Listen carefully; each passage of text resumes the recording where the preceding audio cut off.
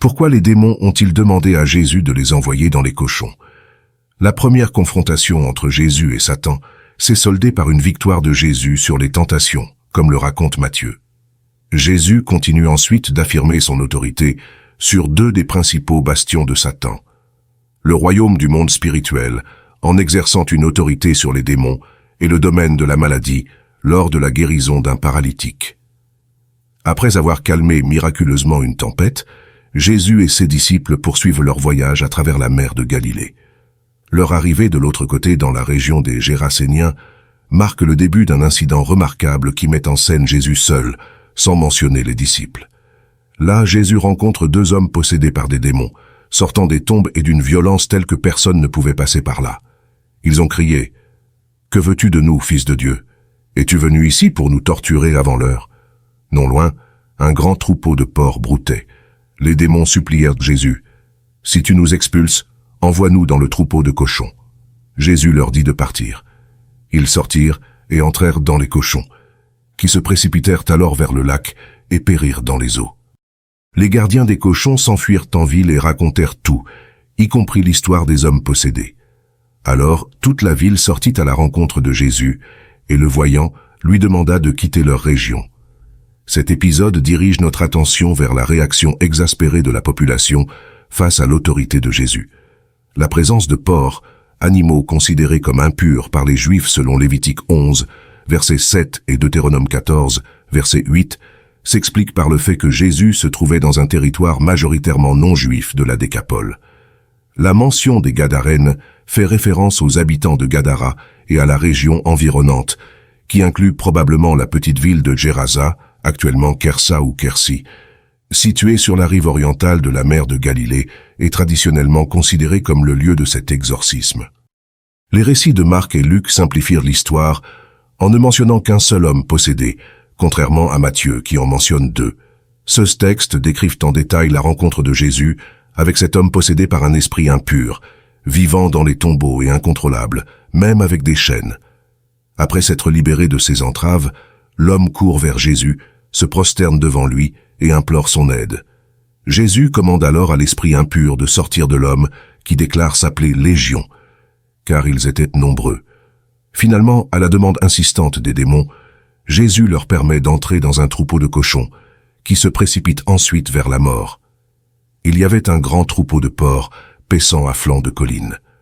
Les démons ont supplié Jésus « Envoyez-nous dans les cochons pour que nous puissions y entrer. » Jésus leur a donné la permission, et les esprits impurs sont sortis et sont entrés dans le troupeau de porcs, qui comptait environ 2000. Les cochons se sont alors précipités du haut de la pente à toute vitesse vers la mer et s'y sont noyés.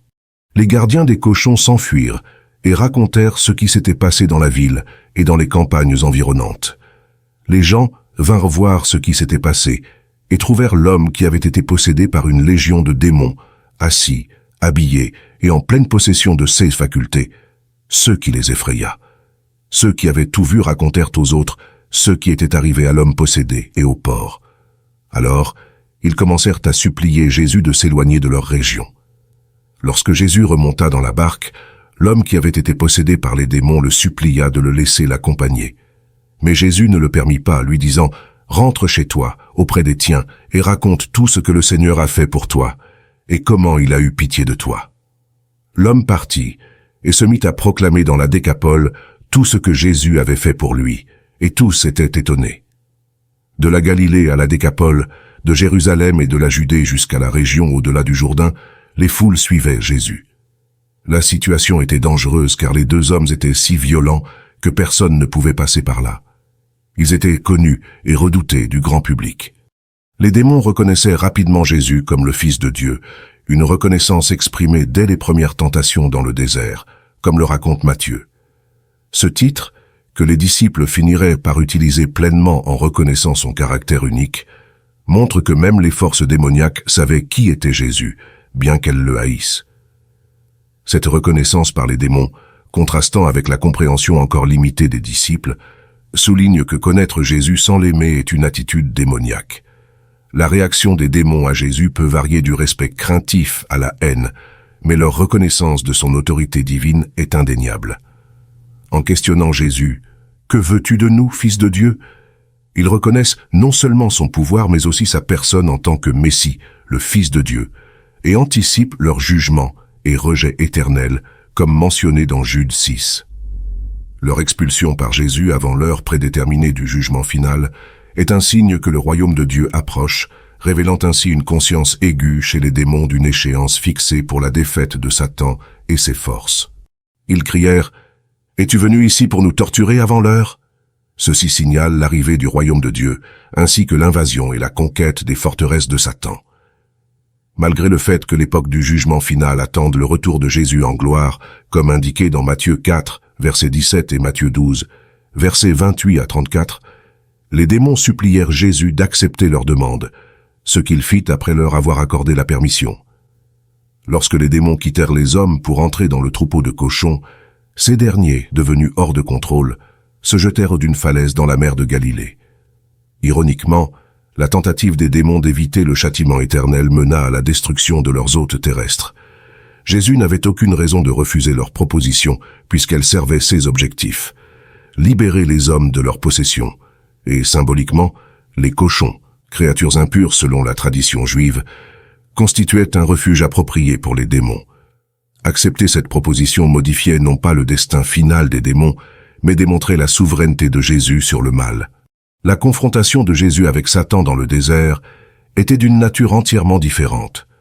Si Jésus avait cédé aux demandes de Satan, cela aurait conduit à la désobéissance. En conséquence, Jésus réprimanda Satan avec les Écritures et refusa de se soumettre à ses exigences. La principale distinction entre les deux cas est que la demande des démons dans Matthieu 8 n'a pas mené Jésus au péché, tandis que les tentatives de Satan avaient pour but de le faire chuter. La suggestion des démons d'entrer dans un troupeau de porcs voisins ne devait pas être désagréable pour les Juifs, qui considéraient les porcs et les démons comme impurs. Jésus lui-même a averti ses disciples de ne pas jeter des perles aux porcs. Cependant, la destruction des porcs a aussi révélé une réaction tragique. Les habitants gentils de la région, dévastés par la perte de leurs troupeaux, estimés à environ 2000, demandèrent à Jésus de partir. Cette demande reflète tristement une perversion des valeurs, car on aurait pu s'attendre à ce que la communauté se réjouisse d'une victoire sur les forces de Satan. Toutefois, comme cela a été observé à travers les siècles, le monde a souvent rejeté Jésus, préférant ses propres intérêts. Jésus n'a pas détruit les démons. Il a plutôt permis que le mal suive son cours dans ce monde jusqu'au jour de la restauration finale. Bien que l'issue de l'exorcisme ne soit pas mentionnée dans Matthieu, Marc et Luc rapportent que l'homme de Gérasa, libéré de sa possession démoniaque, fut transformé, marquant ainsi un témoignage puissant de l'autorité et de la miséricorde de Jésus. Cependant, l'homme libéré des démons implora de rejoindre Jésus.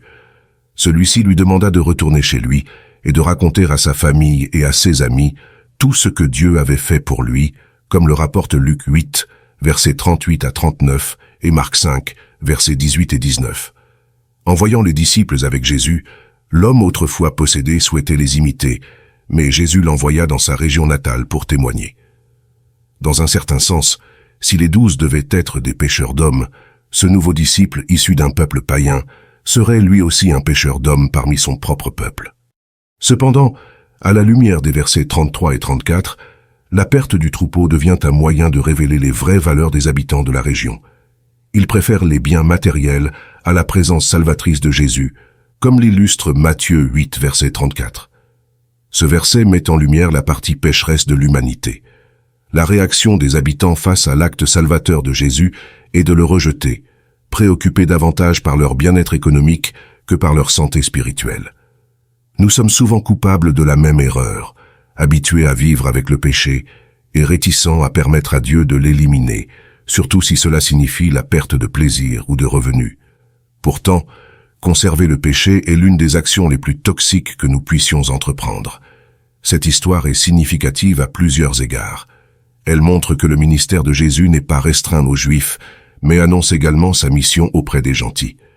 Elle révèle que l'opposition à Jésus n'est pas uniquement d'origine juive. Cette réalité confirme que les opposants à son message ne sont pas définis par leur race, mais par leur réponse à lui. Le récit de Matthieu souligne notre propension au péché et notre résistance à permettre à Dieu de nous en délivrer. surtout quand cela implique une perte de plaisir ou de revenus. Cette dynamique est profondément ancrée dans les Écritures, qui abordent fréquemment le conflit entre les désirs terrestres et l'obéissance à Dieu. Dans Matthieu, Jésus parle de l'impossibilité de servir deux maîtres, soulignant que nous ne pouvons pas servir à la fois Dieu et les richesses. L'histoire des Gadaréniens, où les locaux préfèrent leur économie basée sur les cochons à Jésus, illustre un modèle récurrent dans les Écritures, où les gens choisissent souvent leurs intérêts mondains au détriment de ce qui est spirituellement correct. Dans Romains 12, versets 1 et 2, Paul exhorte les chrétiens à ne pas se conformer au modèle de ce monde, mais à être transformés par le renouvellement de leur esprit, afin qu'ils puissent discerner la volonté de Dieu. Cette transformation spirituelle est fondamentale pour la foi chrétienne. Le ministère de Jésus, qui s'étend aux gentils, est un thème central du Nouveau Testament. Dans Éphésiens 2, versets 11 à 18, il est expliqué comment Christ a abattu la barrière séparant juifs et gentils, créant une nouvelle communauté unie dans la promesse du salut. Cette inclusion des gentils reflète l'universalité de l'amour et de la miséricorde de Dieu. Le récit de Matthieu, ainsi que d'autres épisodes du Nouveau Testament, montrent que le message de Jésus est inclusif, appelant tous, quelle que soit leur origine, à se repentir et à se tourner vers Dieu. Cela met en évidence un principe clé du christianisme. Le salut et la vérité de Dieu sont ouverts à tous, et le véritable obstacle est notre réticence à abandonner le péché et à suivre le Christ. En conclusion, cette histoire nous invite à examiner notre propre vie, nos priorités et nos loyautés, et à les aligner sur les enseignements et l'exemple de Jésus.